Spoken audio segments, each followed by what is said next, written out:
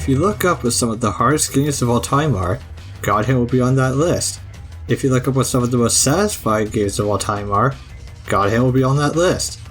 And if you look at games that were great but didn't sell well, God Hand will be on that list. God Hand is infamous for its difficulty, unique but fun gameplay, and low sales numbers, making it a real cult classic. But in a way, it's more relevant now than ever.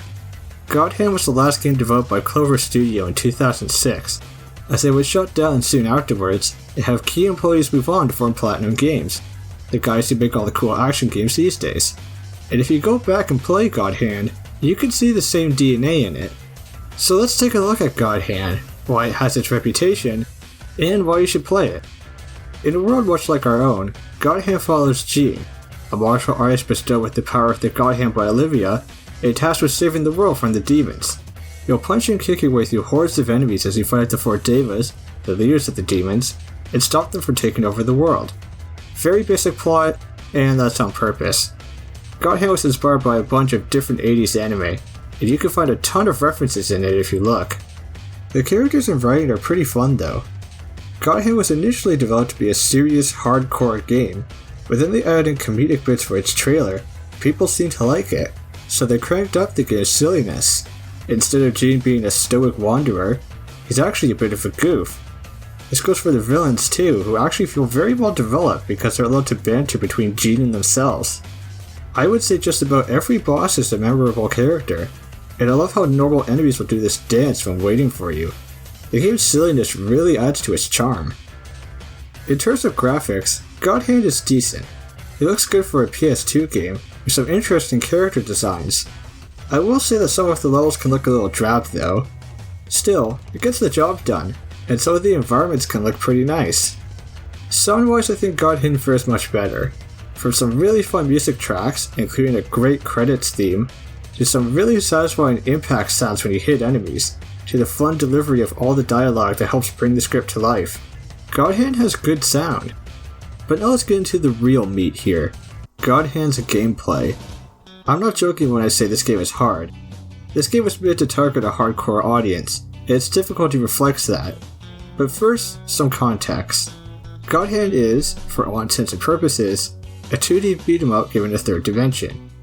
You go through a linear level, break boxes to find healing items or power-ups, and occasionally pick up a weapon, all the while beating up a waves of enemies.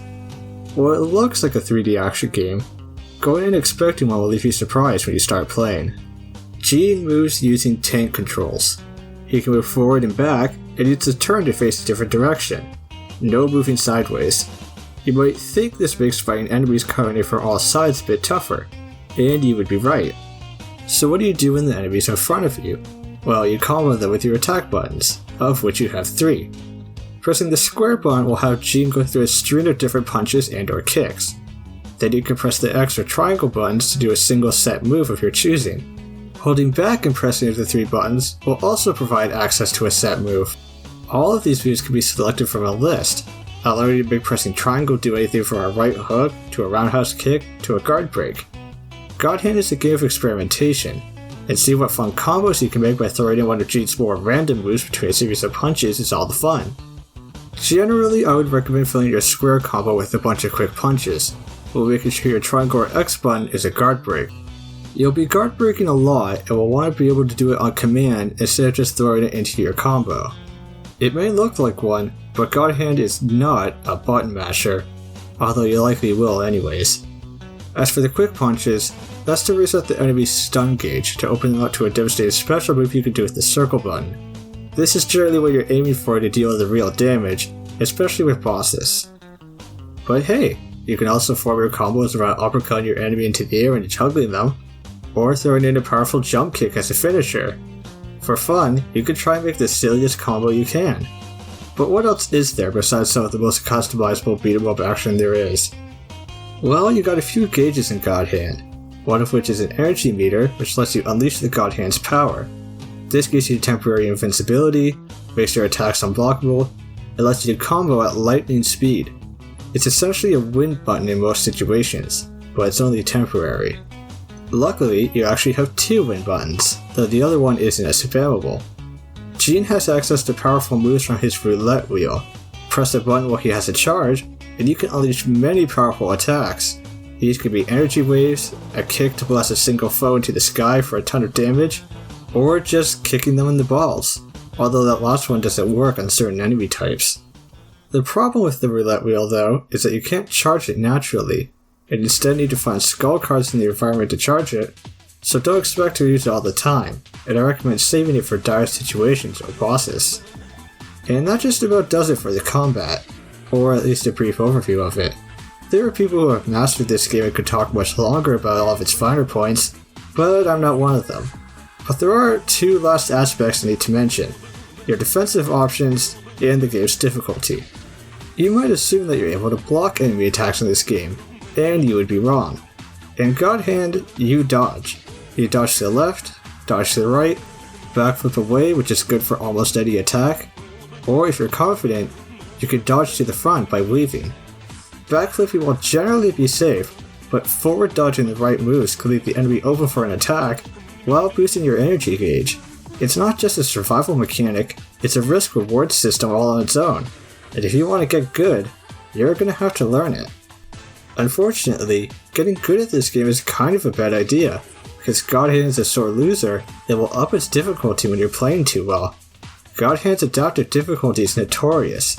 It starts at level 1, and then proceeds up to 2, 3, and finally, level die. At higher levels, enemies hit harder, will rush you all at once, and even have new moves to hit you with. If you aren't prepared, you will swiftly be knocked back down to difficulty level. This is all in service to your score at the end of the stage. The better you do, the more money you get, which lets you buy new moves, or health upgrades and other stuff. Money can be pretty valuable, since you can't just replay stages to grind. There are, however, other options to get rich. You can find tiny demons that offer you a challenge to get more money. Sometimes these can be pretty simple and a good way to earn a bit more. Or unlock Chihuahua racing, keep reloading the dog lineup, and put all your money on Lucky Clover. After a while, you'll be set. This does bring up a negative I have with the game. I really wish you could replay stages. There are a lot of fun sections or boss fights I would like to go back to, but to do that, I'd have to replay through the whole game until I got back there.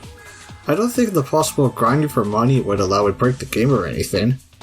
Another quality of life change I would want has to do with your health. It doesn't refill between stages. It's not always that big of a deal, but there are times where I would go into a boss fight with no health, and then have to die on purpose to restart the fight at full. Refilling health between stages, or at least for boss fights, would just be a little extra step in making the game less irritating while keeping the difficulty. And finally, on the topic of difficulty and things I don't like about the game, I need to mention random demon spawns. Every now and then, an enemy will transform into a demon. Demons are very powerful, have a ton of health, and are generally what I save my God Hand or roulette wheel for. They are random, so if you die and need to do a level again, you can still get blindsided by them at a different section than before. Sometimes getting through certain parts just revolved around a demon not spawning like they did on my first attempt. All in all, not a fan of this mechanic. But, all things considered, I am a fan of God Hand. This game really isn't for everyone, but I would encourage people to try it. It's truly got one of the most customizable beat-em-up combat systems I've ever seen, and the satisfaction that comes with beating the game's tough bosses is immense. God Hand is hard, but strangely fair. Just don't mash buttons. Besides that, you get a game with some fun characters and memorable moments. If you're a big fan of the extreme action and writing in modern Platinum games, you'll probably find something to appreciate here. So if you want an action game like no other, and a feeling of satisfaction like no other, go play God Hand.